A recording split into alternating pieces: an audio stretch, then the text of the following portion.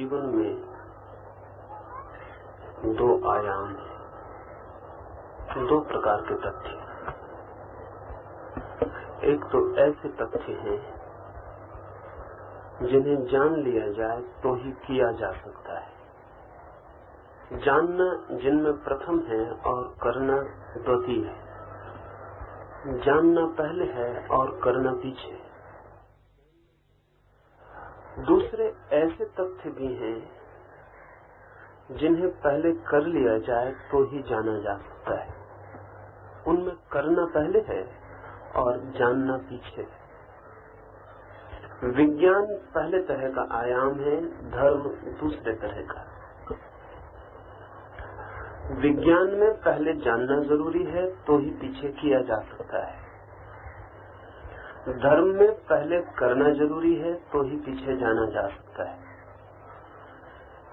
विज्ञान में ज्ञान प्रथम और कर्म पीछे है, धर्म में कर्म प्रथम और ज्ञान पीछे है।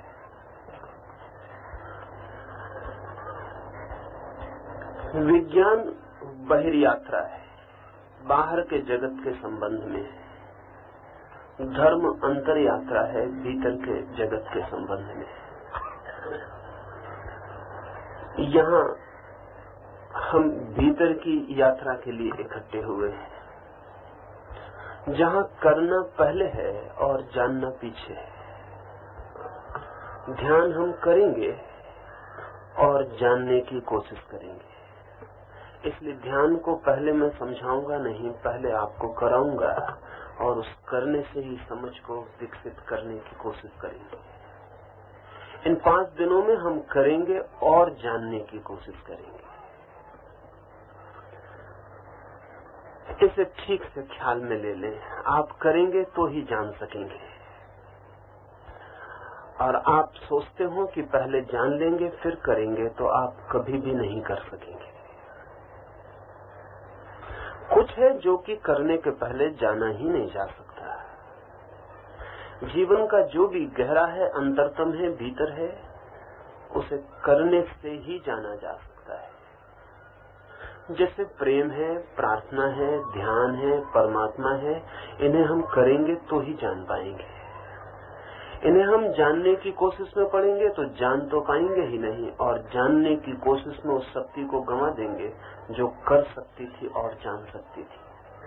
इसलिए आज एक पहले सत्य को ठीक से ख्याल में ले लें। करना ही ध्यान में जानना है। Doing is knowing. और करने के अतिरिक्त और कोई जानना नहीं। क्या करेंगे? 4 चरण हैं ध्यान के। उनके संबंध में थोड़ी सी बात आपसे कह दूं और फिर हम करने में उतरे। और जो भी सवाल आपके हों रोज आप उठाते जाएंगे, ताकि करने से उठे सवालों को हम हल कर लेंगे।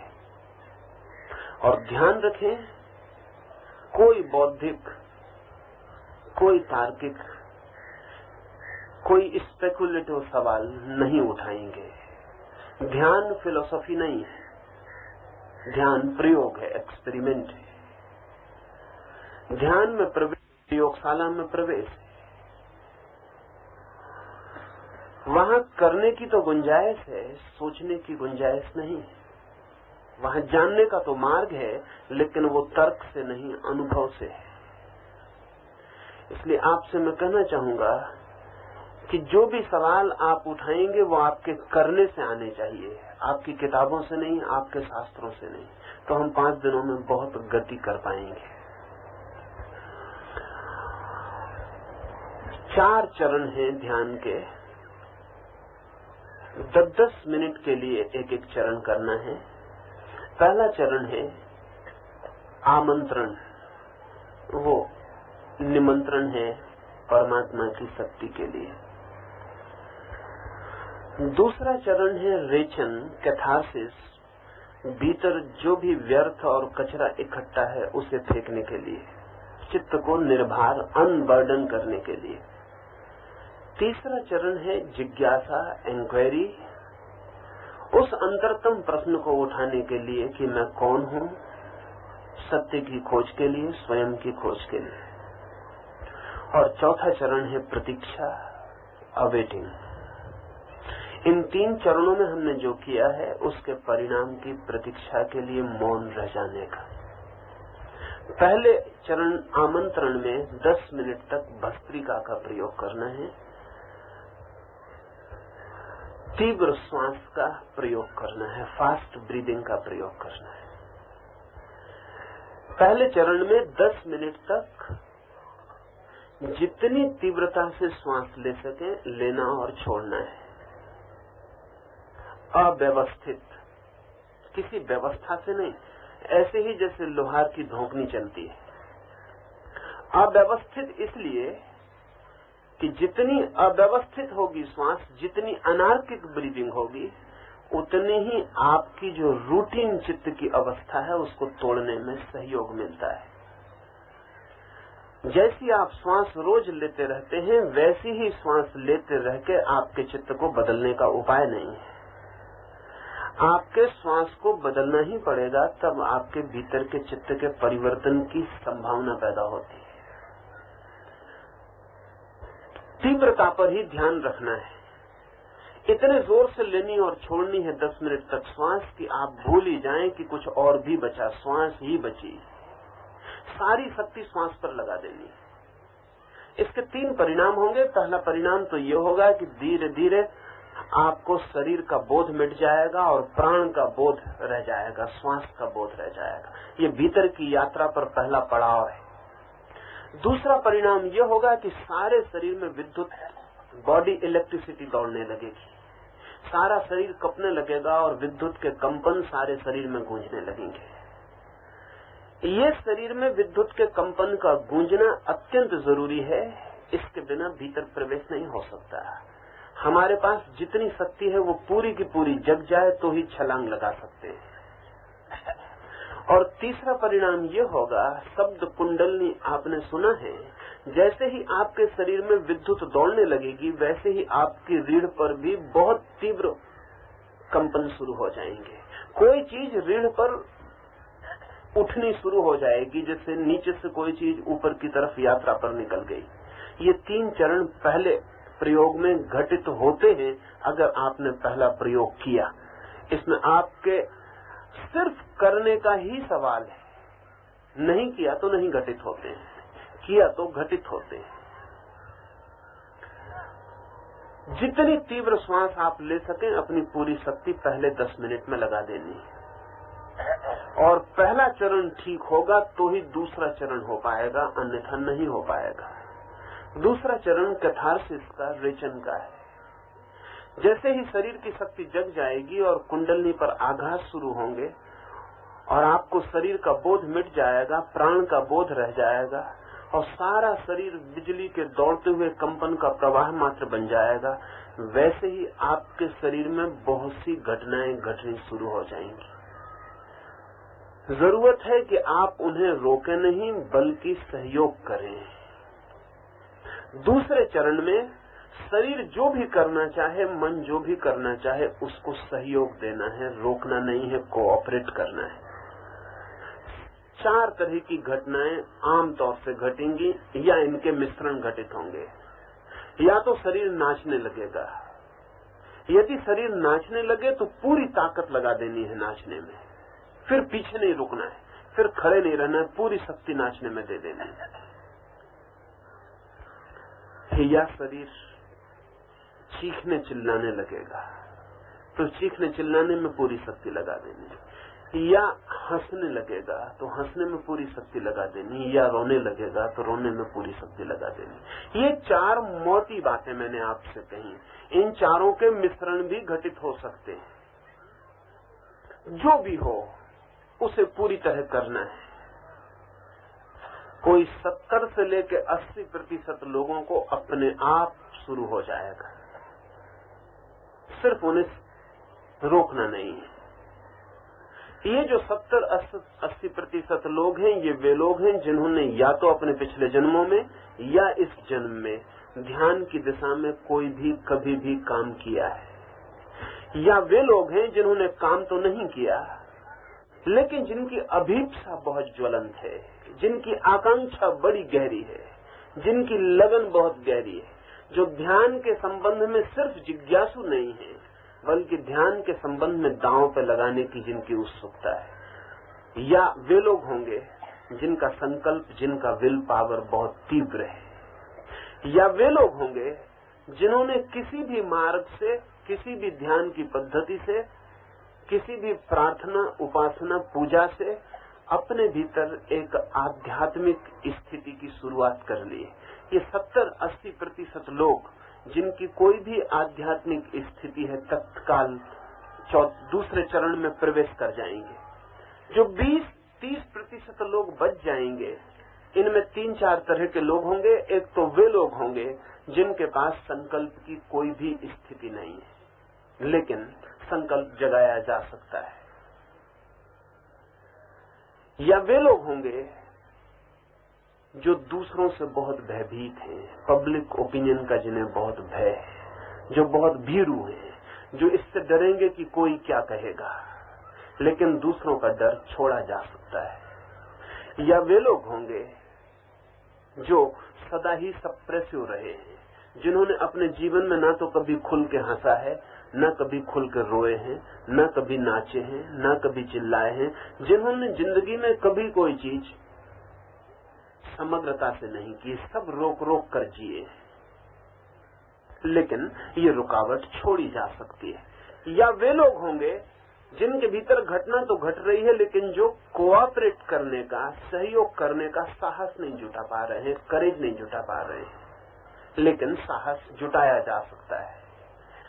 इन 30% लोगों में जो मैंने 4 बातें कही, अगर इनका ध्यान रखा तो करीब करीब 20% लोग दूसरे चरण में प्रवेश कर जाएंगे। 5 या 10% लोग फिर भी शेष रह जाएंगे, जिनके के जाल बहुत गहरे। इनके लिए मैं सुझाव देना चाहता हूं कि अगर आपको ऐसा लगे कि आप उन 10% लोगों में से हैं जिनको कुछ भी नहीं हो रहा, तो 4 चीजों में से कोई भी एक चीज आप अपनी तरफ से शुरू कर दें।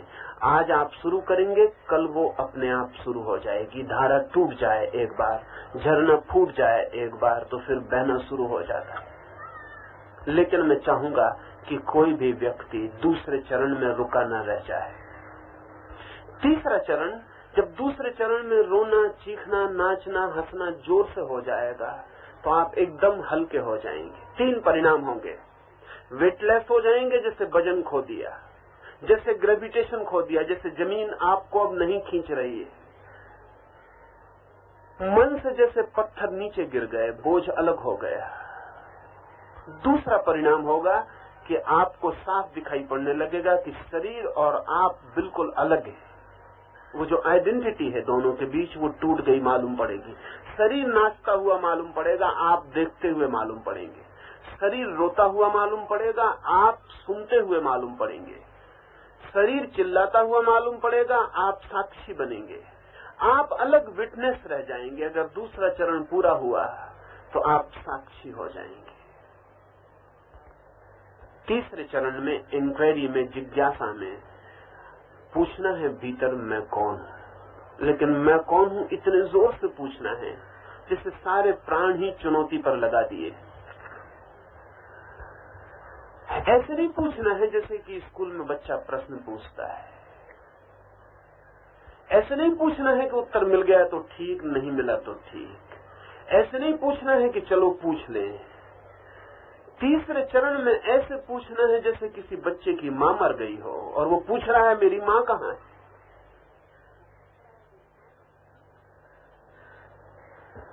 तीसरे चरण में पूरे प्राण दांव पर लगा के पूछना है। किसी के घर में आग लग गई हो और वो पूछ रहा है पानी कहां है। कोई मर रहा है और पूछ रहा है कि जीवन क्या है। इतनी त्वरा, इतनी तीव्रता, इतनी इंटेंसिटी से पूछना है। तो तीसरे चरण को भीतर पूछना है, मैं कौन हूं, मैं कौन हूं। आपकी जो भी मातृभाषा हो उसमें पूछे तो अच्छा होगा। अगर मराठी है तो मराठी, गुजराती है तो गुजराती, या अंग्रेजी में आदत है सोचने की तो अंग्रेजी। अपनी मातृभाषा में पूछें कि मैं कौन हूं। क्योंकि गहरा कुछ भी पूछना हो तो मातृभाषा में ही पूछा जा सकता है। इसलिए आप अपनी मातृभाषा में पूछेंगे कि मैं कौन हूं, ताकि आपके गहरे से गहरे परतों में जहां पहली दफा भाषा पहुंची है वहां से आवाज उठ सके। कुछ लोगों को जोर से पूछने में सुविधा होगी तो वे जोर से पूछें, कुछ को भीतर ही पूछने में सुविधा हो तो भीतर पूछें। जिन लोगों को भी जोर से पढ़ने की आदत है, जो धीरे पढ़ें तो उनकी समझ में कुछ नहीं आए, जो जोर से पढ़ें तो ही समझ में आए, वे लोग जोर से ही पूछेंगे तो ही उनके प्रश्न गहरा जा सकेगा, अन्यथा गहरा नहीं जा सकेगा। इस तीसरे प्रश्न के भी 3 परिणाम होंगे। एक, जैसे ही आप प्रश्न उठाएंगे आपको पता चलेगा कि ये तो मुझे पता ही नहीं है कि मैं कौन। और ध्यान रहे, आपके सीखे हुए उत्तरों का कोई भी मूल्य नहीं है, चाहे वो गीता, चाहे उपनिषद, चाहे कुरान, चाहे बाइबल, चाहे बुद्ध, चाहे महावीर, किसी से भी सीखे गए हों। आपको पता नहीं है तो पता नहीं है, इन्फॉर्मेशन का कोई मूल्य नहीं। तो पहला तो जैसे ही आप तीव्रता से पूछेंगे कि मैं कौन हूं तो आपको लगेगा कि निपट अज्ञानी हूं, मुझे कुछ पता नहीं कि मैं कौन। ये शुभ लक्षण है। अज्ञान के बोध का लक्षण ज्ञान के मंदिर की पहली सीढ़ी। दूसरे चरण में आपको पता चलना शुरू होगा कि शरीर तो मैं नहीं हूं, मन तो मैं नहीं हूं। ये पता चलना शुरू होगा, ये आपको नहीं सोचना है, ये आपको दिखाई पड़ना शुरू होगा कि शरीर तो मैं नहीं हूं, मन तो मैं नहीं हूं, विचार तो मैं नहीं हूं। दूसरे चरण में पता चलेगा कि क्या मैं नहीं हूं। पहले चरण में पता चलेगा मुझे पता नहीं कि मैं कौन हूं, दूसरे चरण में पता चलेगा क्या मैं नहीं हूं, और तीसरे चरण में प्रतीति होनी शुरू होगी कि कौन मैं हूं। लेकिन आप प्रतीक्षा करना, आप अपनी तरफ से सब्स्टिट्यूट मत कर देना कि मैं आत्मा हूं, मैं ब्रह्म हूं। ये कृपा करके आप मत दे देना मन को, ये आने देना। आप तो पूछते चले जाना, आने देना। भीतर से किसी क्षण में वो घटना घटती है और उत्तर आता है। तब उत्तर आता नहीं शब्दों में, तब अनुभव में आता है। ध्यान रहे फर्क, शब्दों में उत्तर आए तो समझना कि आपकी स्मृति दे रही है, अनुभव में उत्तर आए तो समझना कि भीतर से आया है। और अनुभव का उत्तर बहुत और है। शब्द बिल्कुल नहीं रहेंगे, शब्द सब खो जाएंगे, लेकिन फिर भी आप जानेंगे कि आप कौन है। कोई शब्द नहीं होगा, कोई विचार नहीं होगा, नहीं होगा अहम ब्रह्मास्मि, नहीं होगा कि मैं शुद्ध बुद्ध हूँ, नहीं होगा कि मैं आत्मा हूँ, कोई शब्द नहीं होगा। मौन निशब्द होगा और अनुभव होगा कि मैं कौन हूँ।